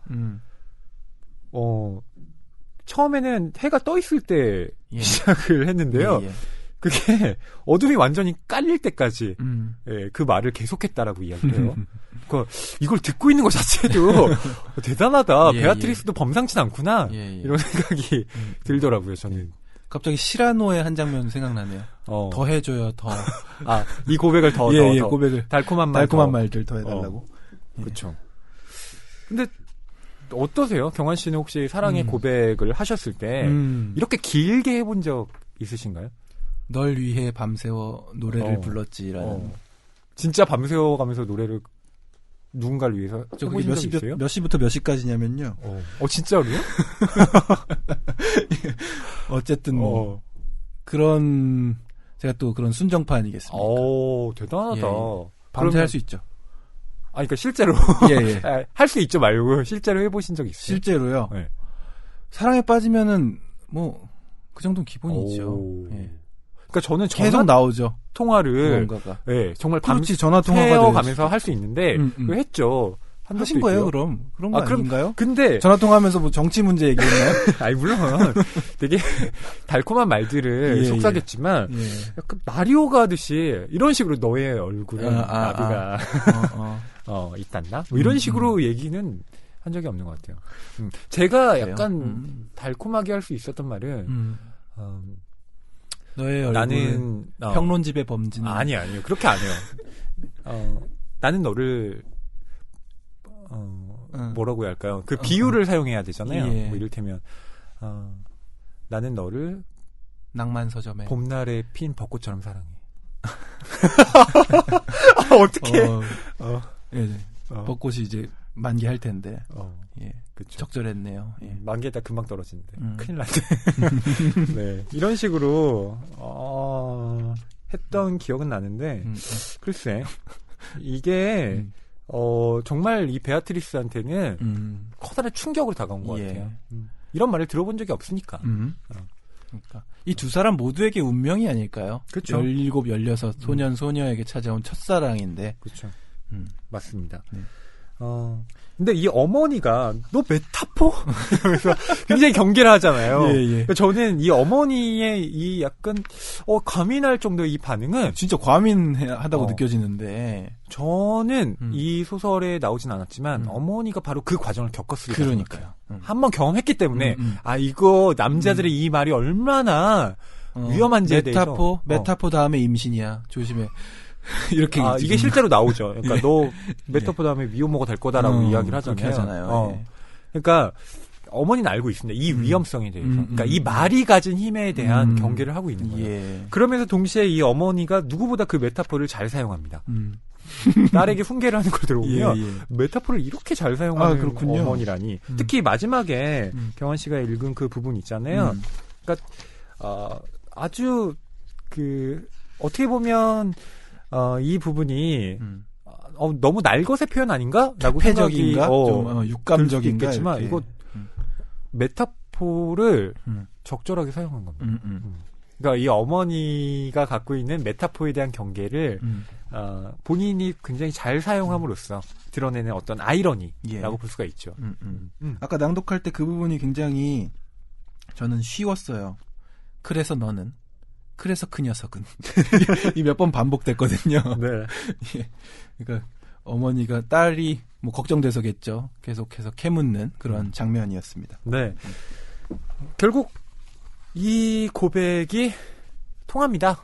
네. 베아트리스는 마리오와 결혼을 하게 되죠. 네. 뭐 어머니도 말릴 수가 없습니다. 네. 네. 그때쯤 되니까 이제 포기하시더라고요. 근데 뭐 어떻게 하겠어요. 그 두 사람이 좋다는데 어머니의 입장에서는 뭐 말릴 수가 없는 거죠. 자, 이렇게 사랑을 이룬 그리고 결혼에 이르고 두 사람은 아들까지 낳게 됩니다. 예. 네루다 시인이 그 두 사람의 아들의 대부가 또 되어주죠. 사랑을 이루는 과정에서도 뭐 다사다난한 일들이 있어요. 아까 얘기했던 베아트리스의 엄마가 시인의 집에 찾아오기까지 하잖아요. 네. 예. 그래서 설전을 벌이기도 하고 못 만나게 하세요. 당장. 네루다 당신 시를 표절했어요. 뭐라고 얘기를 해도 듣질 않습니다. 어머니가. 네루다가 명망 있는 시인이잖아요. 사회에 영향력이 대단한 사람인데 당신이 그렇든 말든 아무 상관없어요. 무슨 상관이야? 이러면서 이 결혼식에서 나오는 이 대사도 저는 흥미로운데 이 대사가 참 버릴 게 없어요. 위트가 넘치면서도 그 작가의 통찰력이 빛나는 부분인데요. 예. 이를테면 그 네루다에게 소포가 옵니다. 그러니까 이때 네루다가 소포를 보낸다는 건 네루다가 파리 대사로 임명이 되거든요. 아옌데 대통령이 당선되고 난 이후에 네루다는 그 내각의 중요 인물로 중용이 되는데 외교관으로 이제 가는 거죠. 그렇죠. 근데 이 마리오의 가족을 잊지 않고 편지와 소포를 보낸 겁니다. 그때 편지를 먼저 뜯느냐 아니면 소포를 뜯느냐 이걸 가지고 약간 가족들 간에 논쟁이 벌어지는데 장본은 소포부터 뜯어야지 이렇게 이야기를 합니다. 근데 어떤 물건인지 궁금하다 이거죠. 그렇죠. 예. 근데 사위는 마리오는 아니에요. 편지부터 봐야죠. 나한테 온 거잖아요. 이렇게 얘기를 하는데 코스메가 아까 그 마리오가 우체국 상관 일했던 그 상관이죠. 상관이 뭐라고 얘기하냐면 이보세요. 유물론자가 되지 마세요. 라고 말합니다. 그랬더니 이 어머니가 묻는 거잖아요. 아니 유물론자가 뭔데요? 라고 물으니까 이 코스메가 아주 간명하게 답을 합니다. 장미와 통닭 중에서 하나를 골라야 할 때 항상 통닭을 집는 사람이죠. 저는 이 유물론에 대해서 이렇게 간명하게 아주 간단하죠. 정말 딱 핵심을 찔러서 이야기하는 대목은 진짜 처음 만났어요. 장미냐 통닭이냐. 이 유물론에 대해서 항상 뭐 마르크스부터 시작해서 막 공부를 하잖아요. 근데 장미와 통닭 중에 통닭을 먼저 짚는 사람. 한 문장으로 끝내버리는. 네. 근데 아이러니한 건 이 코스메가 마르크스주의자라는 겁니다. 예. 농담을 한 거죠. 네. 자, 이 네루다에게서 온 편지와 소포. 편지는 뭐 당연히 이 이슬라 네그라를 그리워하는 그리고 이 마리오의 안부를 묻는 내용이 담겨져 있고요. 소포에는 뭐가 들어 있었을까요? 바로 녹음기였습니다. 그때 이제 뭐 71년 배경이니까요. 녹음기 좀 귀한 물건이었겠죠? 그렇죠. 녹음기의 상표도 나옵니다. 소니 녹음기. 소니. 네. 소니 워크맨? 그런 거였겠네요. 네. 진짜 저 초등학교 때까지 소풍 가잖아요. 그럼 버스 타고 갈 때 항상 그 친구들이 워크맨을 갖고 왔어요. 그래서 이렇게 한쪽씩 그렇죠. 귀에 이렇게 이어폰 나눠 끼고 들었던 생각이 나는데요. 예. 그러다가 중학교에 올라오면서 MD라는 것이 나왔고 MD 있었죠. 예. 그러다가 나중에는 MP3로 바뀌게 된 것 같아요. MD로 녹음을 많이 했어요. MD에 딸려있는 마이크가 굉장히 좋은 마이크. 지금 이런 마이크 우리가 쓰는 게 컨덴서 마이크잖아요. 네네.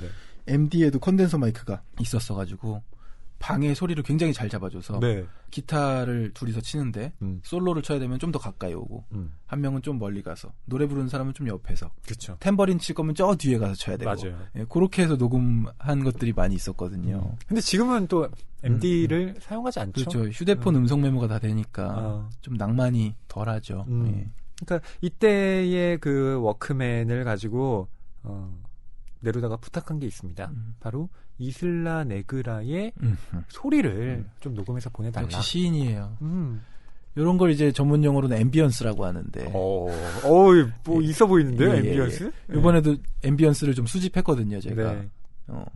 캠퍼스에 떠드는 혹시 소리를. 그건가요? 봄날은 간다라는 영화에서 그렇죠. 유지태 씨가 맞아요. 맡았던 역할. 이영애 소리 채집하는. 씨가 이제 강릉의 DJ잖아요. 그래서 같이 소리 채집하러 가가지고 그래서 마이크에 털이 달려 있잖아요. 엄청 그게 그냥 이 마이크 그대로 들고 가면 바람 소리 다 들어가요. 우리도 지금 입 앞에 팝필터를 놔뒀잖아요. 그런 것처럼 이제 유지태 씨도 마이크 통째로 팝필터가 되어 있는 마이크를 이제 숲에서 이렇게 소리를 채집하고 있으면은 저쪽에서 이영애 씨가 쪼그려 있고, 맞아요. 그런 장면 나오죠. 그렇죠. 그거군요. 그러니까 그걸 워크맨으로 좀 해달라는 겁니다. 그렇습니다. 물론 뭐 소리의 음질이야 그렇게 좋을 수는 없겠지만 적어도 파리에서 이 향수를 좀 달래고 싶은 마음에 부탁을 한 거죠. 자, 그 다음부터 이 마리오는 이슬라 네그라의 온갖 소리를 녹음하러 돌아다니기 시작합니다. 장모로서는 분통이 터지죠. 사위를 들였는데 사위가 일을 안 해. 일 좀 하는가 싶더니 그때까지만 해도 지금 네루다의 편지가 오기 전까지 이제 뭐 펍을 약간 좀 다른 스타일로 해가지고 주방에 들어가서 일하게 만들었었잖아요. 이 약간 탱자탱자 노는 사위를. 근데 이 편지를 받고 나서 소리를 좀 채집해서 보내주게라고 하니까 다 때려치고 소리만 채집하러 다녀요. 그러니까 장모로서는 진짜 분통이 터질 수밖에 없는 게요. 처음에 결혼하고 나서는 글쎄요. 침대 밖으로 나오지 않습니다. 침대 밖으로 안 나옵니다. 그래서 심지어 침대로 가서 떨어뜨려 버리죠. 둘을. 그러니까 한마디 하잖아요. 내가 사위를 들인 줄 알았더니 기둥서방을 들였구만. 이러면서 나가서 일 좀 하라고. 참 이렇게 보면 마리오가 뭐랄까 시인으로서의 감성 너무 뛰어난데 생활인으로서는 별로 그러니까요. 의지가 없어요. 나쁘게 말하면 논팽이 쪽이고 좋게 말하면 약간 뭐 이것도 좋은 건 아닌가요? 한량 약간 그런 쪽인데 딱 본인의 세계에 심취해 있는 그런 사람이죠.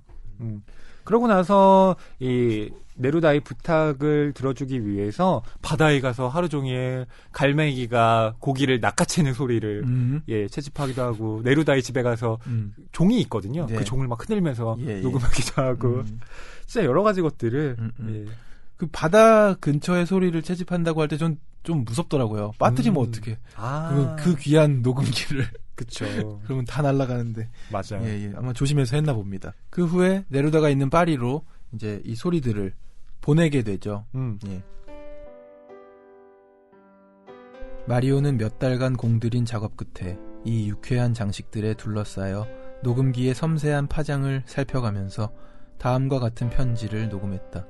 2주일 후 네루다가 파리의 집무실에서 들은 편지를 여기에 그대로 옮긴다. 하나, 둘, 셋. 화살표가 움직이나? 움직이는군. 그리운 선생님, 선물과 편지 아주 감사하게 받았습니다. 편지만 보내셨어도 저희 가족 모두 행복했을 텐데요. 어쨌든 소니 녹음기는 아주 훌륭하고 흥미로워요. 저는 시를 쓰는 대신 녹음기에 직접 시 구절을 녹음하려 한답니다. 현재까지는 건질만한 시가 하나도 없지만요. 요새 이슬라 네그라가 물자난을 겪고 있어서 부탁하신 것이 늦어졌네요. 이곳에 지금 노동자 하객 캠프가 들어서서 제가 주점 주방에서 일하거든요. 일주일에 한 번씩은 자전거를 타고 산 안토니오에 가서 피서객들에게 오는 편지 2통을 가져옵니다. 가족들 모두 잘 지내고 만족해하고 있어요. 그리고 조금 이따 아시게 되겠지만 깜짝 놀랄 소식이 있습니다. 벌써 궁금해 죽겠죠? 그렇다는데 내기 걸죠. 그래도 테이프를 뒤로 돌리지 마시고 계속 들어주세요. 몇 시에 희소식을 아시게 될지 모르니 귀중한 시간을 많이 빼앗지는 않겠습니다. 꼭 한 가지 말씀드리고 싶은 건 어쩜 이리도 삶이 요지경일까 하는 것이에요. 선생님은 눈이 귀까지 차오른다고 투덜거리시는데 이 몸은 머리털 나고 눈 한 송이 본 적 없으니, 물론 영화에서는 봤지만요. 눈 속을 헤엄치면서 선생님과 함께 파리에 있었으면 좋겠어요. 그 속에서 풍차 안에 생쥐처럼 하얗게 눈을 뒤집어 쓰면서요. 크리스마스인데도 여기는 눈이 오지 않으니 정말 이상하죠? 틀림없이 양키 제국주의 때문일 거예요. 아무튼 아름다운 편지와 선물에 대한 감사의 표시로 선생님을 위해 쓴 시를 바치겠습니다. 선생님의 송가에서 영감을 얻었는데 제목은 파리의 네루다를 뒤덮는 백설 송가입니다. 더 짧은 제목은 떠오르지 않았어요. 은은하게 걷는 부드러운 동반자, 하늘의 풍요로운 우유, 티 하나 없는 우리 학교 앞치마, 호주머니에 사진 한 장 구겨놓고 이 여관, 저 여관을 헤매는 말없는 여행자의 침대 시트, 하늘거리는 귀공녀들, 수천 마리 비둘기 날개, 미지의 이별을 머금은 손수건, 나의 창백한 미인이여 파리의 네루다님에게 푸근하게 내려다오. 네 하얀 제독의 옷으로 그를 치장해다오. 그러고는 우리 모두가 그를 사무쳐 그리는 이 항구까지 네 사뿐한 순양함에 태워 모셔다다오. 좋아요. 여기까지는 쉬고요. 지금부터는 원하시던 소리들입니다. 첫째, 이슬라 네그라 종로의 바람소리. 바람소리가 1분쯤 계속된다. 둘째, 제가 이슬라 네그라 종로의 큰 종을 울리는 소리. 종소리가 7번 울린다. 셋째, 이슬라 네그라 바위가의 파도 소리. 아마도 폭풍우가 치던 날에 녹음한 듯 바위에 거세게 부서지는 파도 소리를 편집한 것이다. 넷째, 갈매기 울음소리. 2분간 기묘한 스테레오 음이 난다.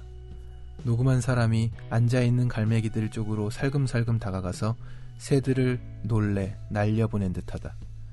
그래서 새 울음소리뿐만 아니라 절제미가 담긴 무수한 날갯짓 소리 역시 들을 수 있다. 중간에 45초 지날 즈음에 마리오의 목소리가 들린다. 연병을 울란 말이야 라고 소리 지른다. 다섯째, 벌집. 거의 3분간 윙윙거리는 위험천만한 주음향이 들리고 배경음으로는 개 짖는 소리와 무슨 종류인지 모를 새들의 지저귀는 소리가 녹음되었다. 여섯째, 파도가 물러가는 소리.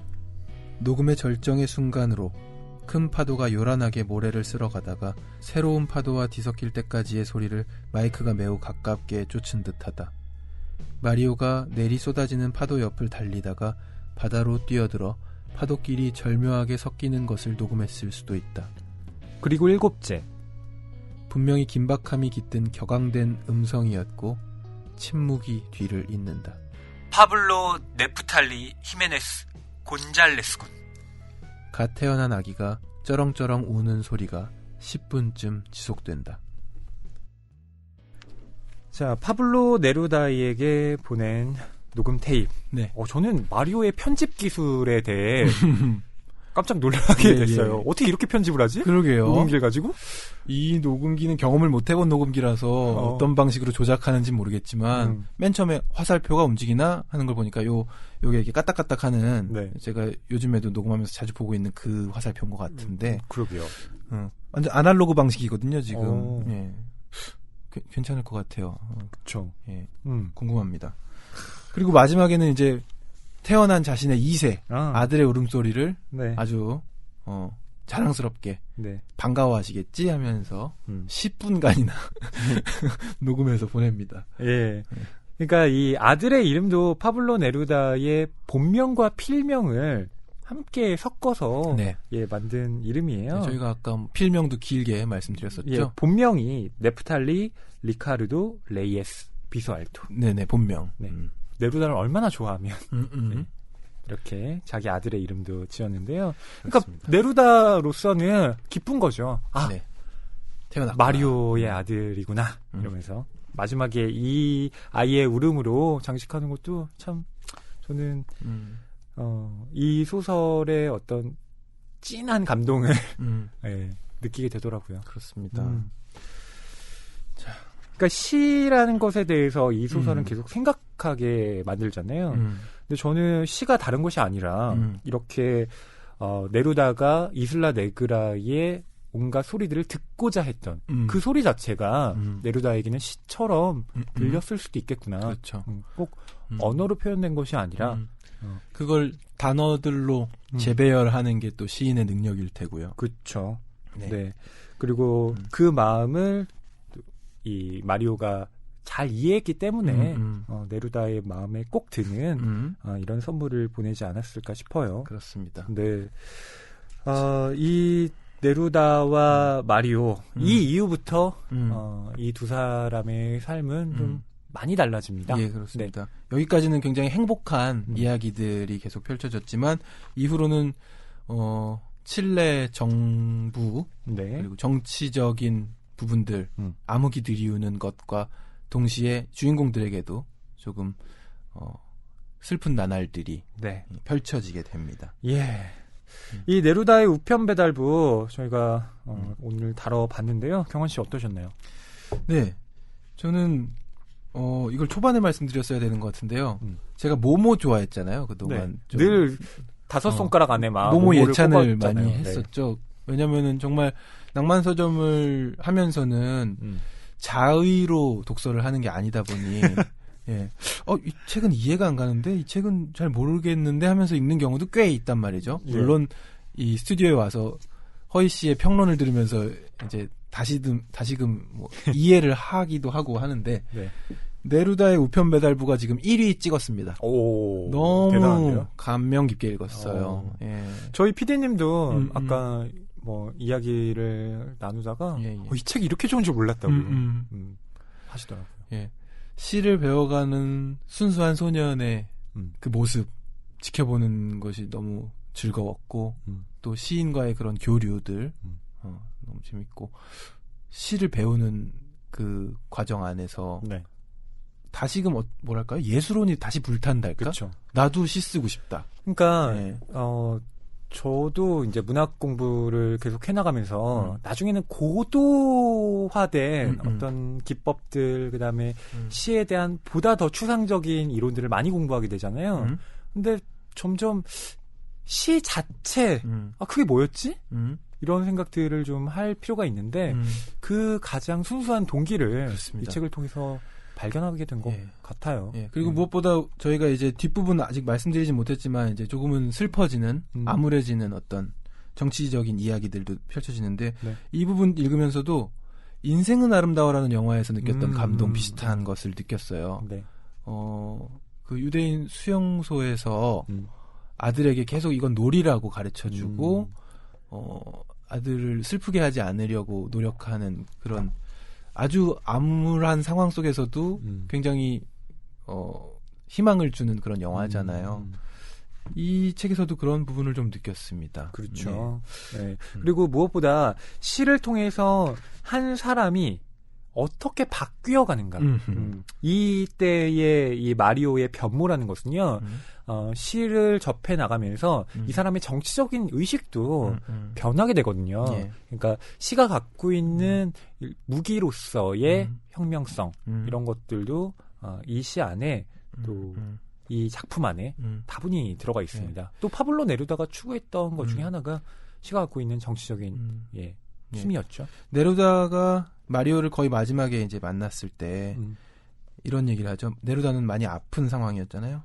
의사는 이제 필요 없어. 무덤 파는 인부나 당장 보내주는 게 낫지. 하니까 마리오가 그런 말씀 마세요, 선생님. 하죠. 그런데 네루다가 이렇게 얘기합니다. 무덤 파는 건 좋은 직업이라네. 마리오. 철학을 배우니까. 이렇게 얘기를 하거든요. 그래서 이 짧은 문장에서 왜 철학을 배우지? 잠깐 생각했어요. 근데 그렇죠. 예. 늘 죽음에 대한 그렇죠. 생각들을 할 수밖에 없는 직업이잖아요. 예. 이렇게 해서 이 책도 좀 얇고요. 간결하게 되어 있긴 하지만 문장 안에서 다시 곱씹어서 생각해 볼 수 있는 지점들이 많은 그런 독서였습니다. 네. 경환 씨의 인생작 넘버 원? 예. 네루다의 우편배달부. 저는 아직 비워둘래요. 예. 앞으로 읽어야 할 작품들이 계속해서 많으니까. 또 침범하는 작품들이 많이 생기길 바라면서 예. 오랜만에 너무 재밌게 읽은 작품이었습니다. 네, 이 책과 더불어 또 일 포스티노 영화도 한번 다시 보시면 좋겠고요. 네. 오늘 낭만서점은 여기까지 하겠습니다. 네. 저희는 또 다음 주에 좋은 작품으로 찾아올게요. 예, 저희 오늘 방송의 마지막은 네루다의 시라는 작품을 낭독해 드리는 것으로 끝맺으려고 합니다. 시 제목이 시예요. 네, 이 네루다의 시라는 작품은요, 정현종 시인이 옮긴 네루다 시선에 실려 있습니다. 그러니까 그 나이였어. 시가 나를 찾아왔어. 몰라 그게 어디서 왔는지. 모르겠어. 겨울에서인지 강에서인지. 언제 어떻게 왔는지 모르겠어. 아니야, 그건 목소리가 아니었고 말도 아니었으며 침묵도 아니었어. 하여간 어떤 길거리에서 나를 부르더군. 밤의 가지에서, 갑자기 다른 것들로부터, 격렬한 불 속에서 불렀어. 또는 혼자 돌아오는데 그렇게 얼굴 없이 그건 나를 건드리더군. 나는 뭐라고 해야 할지 몰랐어. 내 입은 이름들을 도무지 대지 못했고 눈은 멀었어. 내 영혼 속에서 뭔가 두드렸어. 열이나 잃어버린 날개, 그리고 내 나름대로 해보았어. 그 불을 해독하며 나는 어렴풋한 첫 줄을 썼어. 어렴풋한, 뭔지 모를 순전한 난센스. 아무것도 모르는 어떤 사람의 순수한 지혜. 그리고 문득 나는 보았어. 풀리고 열린 하늘을, 유성들을, 고동치는 논밭, 구멍 뚫린 어둠, 화살과 불과 꽃들로 들쑤셔진 어둠, 소용돌이 치는 밤, 우주를.